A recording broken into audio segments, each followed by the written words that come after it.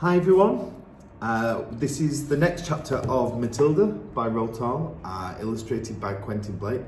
I'm Mr. Burns, and this is chapter 12, as I said, titled Lavender, after Matilda's friend.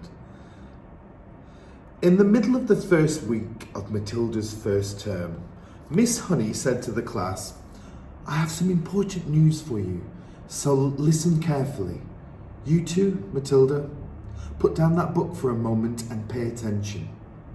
Small, eager faces looked up and listened.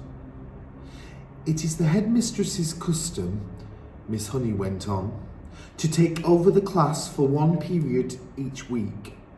She does this with every class in the school, and each class has a fixed day and a fixed time. Ours is always 2 o'clock on Thursday afternoons, immediately after lunch. So tomorrow at 2 o'clock, Miss Trunchbull will be taking over from me for one lesson. I shall be here with you as well, of course, but only as a silent witness. Is that understood?" "Yes, Miss Honey," they chirruped. "A word of warning to you all," Miss Honey said.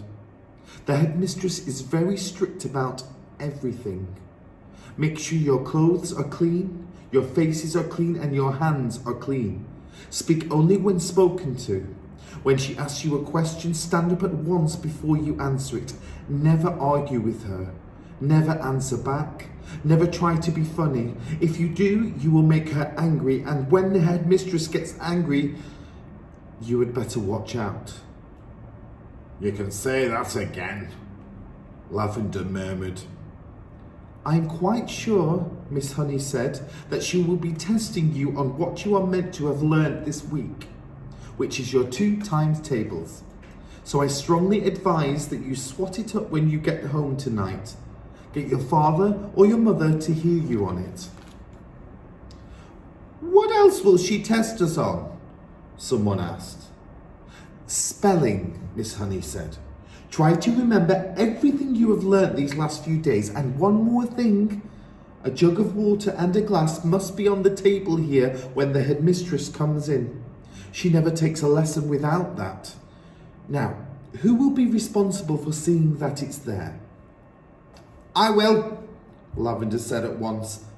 "Very well, Lavender," Miss Honey said. "It will be your job to go to the kitchen and get the jug and fill it with water and put it on the table here with a clean, empty glass just before the lesson starts." "What if the jug's not in the kitchen?" Lavender asked. "There are a dozen headmistresses' jugs and glasses in the kitchen," Miss Honey said. "They are used all over the school." "I won't forget," Lavender said. I promise I won't." Already, Lavender's scheming mind was going over the possibilities that this water jug job had opened up for her. She had longed to do something truly heroic. She admired the older girl, Hortensia, to distraction for the daring deeds she had performed in the school. She also admired Matilda, who had sworn her to secrecy about the parrot job she had brought off at home, and also the great hair oil switch which had bleached her father's hair. It was her turn now to become a heroine, if only she could come up with a brilliant plot. On the way home from school that afternoon, she began to mull over the various possibilities, and when, at last, the germ of a brilliant idea hit her, she began to expand on it and lay her plans with the same kind of care the Duke of Wellington had done before the Battle of Waterloo. Admittedly, the enemy on this occasion was not Napoleon, but you would never have got anyone at Cruncham Hall to admit that the headmistress was less formidable than the famous Frenchman. Great skill would have to be exercised, Lavender told herself, and great secrecy observed if she was to come out of this exploit alive. There was a muddy pond at the bottom of Lavender's garden, and this was the home to a colony of newts. The newt, although fairly common in English ponds, is not often seen by ordinary people because it is a shy and murky creature. It is an incredibly ugly, gruesome-looking animal, rather like a baby crocodile but with a shorter head. It is quite harmless, but it doesn't look it.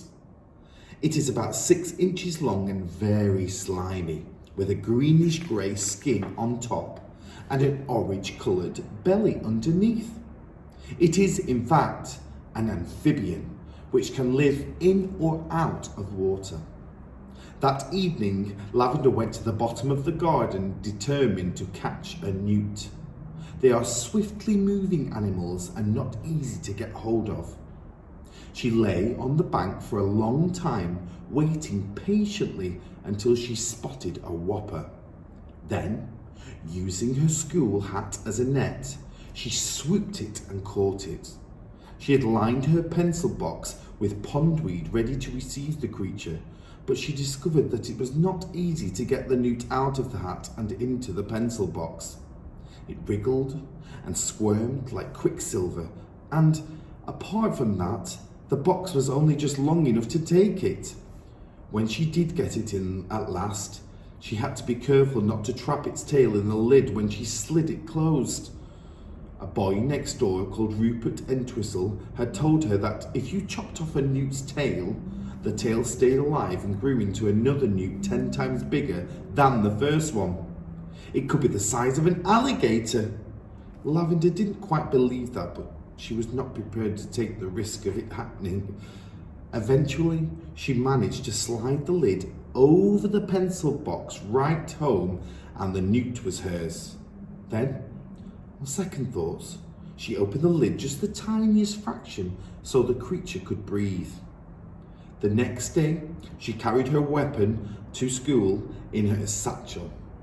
She was tingling with excitement. She was longing to tell Matilda about her plan of battle. In fact, she wanted to tell the whole class. But finally, she decided to tell nobody. It was better that way because no one, even when put under the most severe torture, would be able to name her as the culprit. Lunchtime came. Today it was sausages and baked beans, Lavender's favourite, but she couldn't eat it.